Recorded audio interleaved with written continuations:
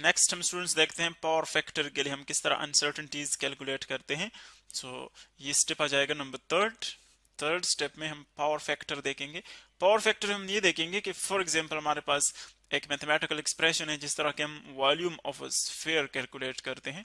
आप कंसिडर कर लिए एक इजी एग्जांपल है हमारे पास 4/3 पाई आर क्यूब। जो भी हमारे पास स्फेरिकल ऑब्जेक्ट्स होते हैं जिस तरह के फुटबॉल है फॉर एग्जांपल, या आपके पास कोई हार्ड बॉल कंसिडर कर ले, कोई भी राउंड ऑब्जेक्ट कंसिडर कर ले फुटबॉल या बॉल की तरह, तो उसका जो टोटल वॉल्यूम है हम यूं कैलकुलेट करते हैं इस मैथमेटिकल एक्सप्रेशन से।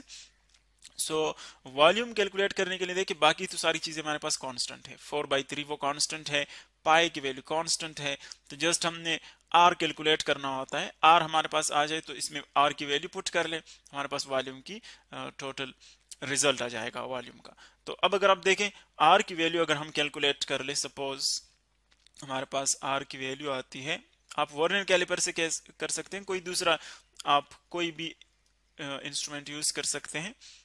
मैं फॉर एग्जांपल वर्नियर कैलिपर से कर रहा हूँ।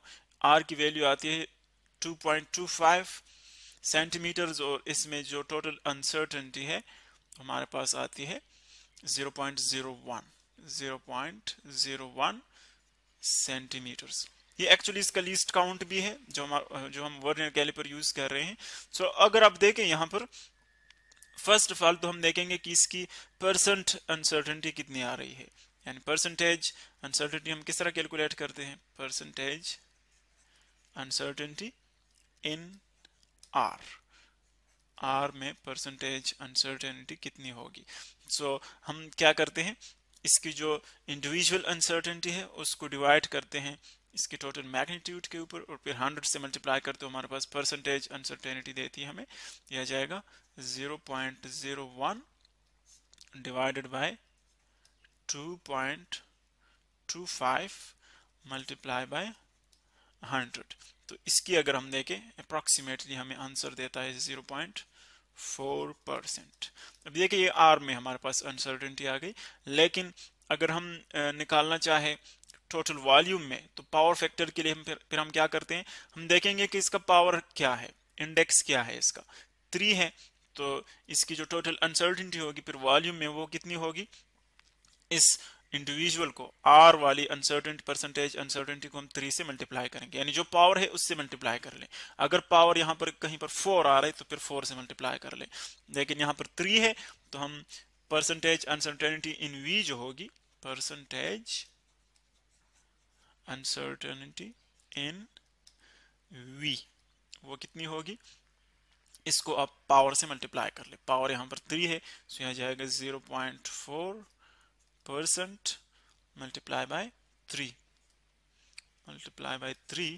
इससे क्या आ जाता है, इससे आता है 1.2%। यानी पावर जो भी हो वो आप इंडिविजुअल वाली वैल्यू से मल्टीप्लाई कर ले तो आपको टोटल अनसर्टेनिटी देती है।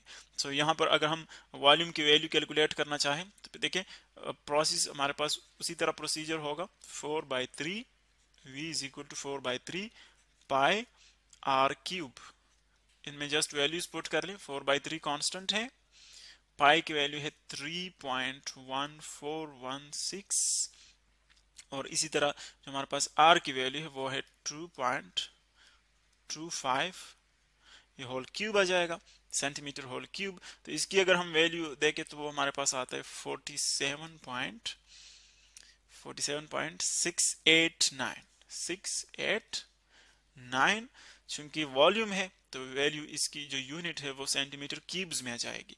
अब देखें इसमें हमारे पास ये जो 1.2% है इसका मतलब ये कि 100 में से इतनी अनसर्टेनिटी होगी वॉल्यूम की, तो अगर 100 में से इतनी है तो फिर 47.2 में से कितनी होगी वो आप यहाँ से कैलकुलेट भी कर सकते हैं। और देखिए हम एक एजुकेटेड गेस भी लगा सकते हैं, यहाँ पर बहुत इजीली हम देख सकते हैं कि अगर 100 में से इतनी है तो 47 में से अप्रॉक्सीमेटली इसकी हाफ हो जाएगी, अप्रॉक्सीमेटली इसकी हाफ आ जाएगी।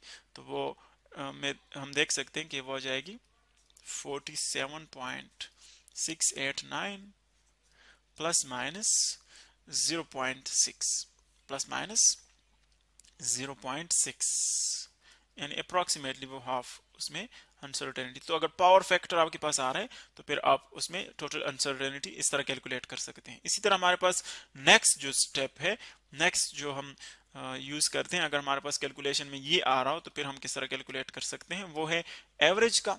यानी आपके पास फॉर एग्जांपल मुख्तलिफ वैल्यूज आ रही है, आप उसमें एवरेज फर्स्ट निकालते हैं, तो फिर उनमें हमारे पास अनसर्टेनिटी क्या होगी। सपोज आपके पास 6 वैल्यूज हैं, 6 वैल्यूज कंसिडर कर लें। वन है 1.20, एक है आपके पास 1.22, 1.22, इसी तरह एक है 1.23।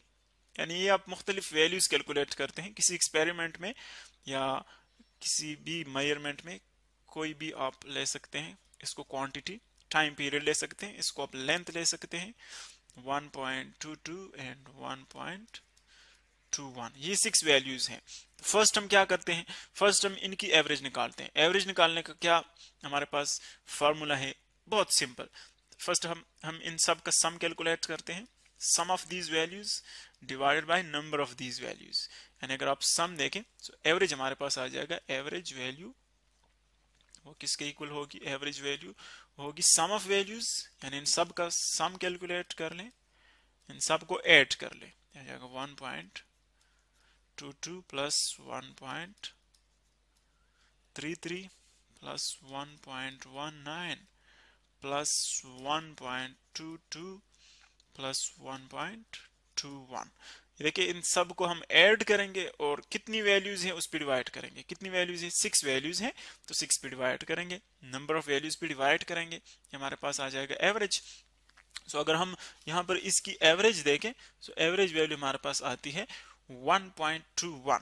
यानी आप इसको लेंथ अगर ले रहे तो ये मिलीमीटर, सेंटीमीटर या इंचेस कोई भी आप ले सकते हैं। सो एवरेज इसकी आ रही है, एवरेज वैल्यू हमारे पास कितनी आ रही है, 1.21। अब देखिए यूनिट आप कोई भी ले सकते हैं, इसमें यूनिट हमें गिवन नहीं है, मेंशन नहीं किए हैं। सो मैं सेंटीमीटर या मिलीमीटर कोई भी ले सकता हूँ। फॉर एग्जांपल इसकी इतनी वैल्यू आ गई है सेंटीमीटर्स में, इसकी एवरेज वैल्यू आ गई। अब अगर मैं देखूं तो इस एवरेज वैल्यू को मैं सब के साथ कंपेयर करूंगा, इस वैल्यू के साथ भी, इस वैल्यू के साथ भी, इसके साथ भी, और मैं देखूंगा कि इसमें डिविएशन कितना आ रहा है, हर एक वैल्यू जो है वो एवरेज वैल्यू से कितना डिफरेंट है। तो अगर मैं यहां पर देखूं 1.20 और 1.21, पहले इनको कंपेयर कर लूं तो कितना डिविएशन है, 0.1 का, सॉरी 0.01। अगर मैं मिलीमीटर्स में इसकी वैल्यू देखूं तो वो 0.01 में आ रहा है, 0.01। इसी तरह नेक्स्ट देखें 1.22 और 1.121, इसके दरमियान देखें सो वो भी आ रहा है 0.01। इसी तरह नेक्स्ट आप देखें सो वो 0.02 आ रहा है, ये इसके साथ कंपेयर कर ले, और 0.02 इसके साथ कर ले तो वो भी 0.02 आ रहा है, 0.02। इसी तरह इसके साथ देखें सो 0 प्लस 0 यहाँ पर सॉरी इसको ऐड कर लेते हैं, यह आ जाएगा 0.01।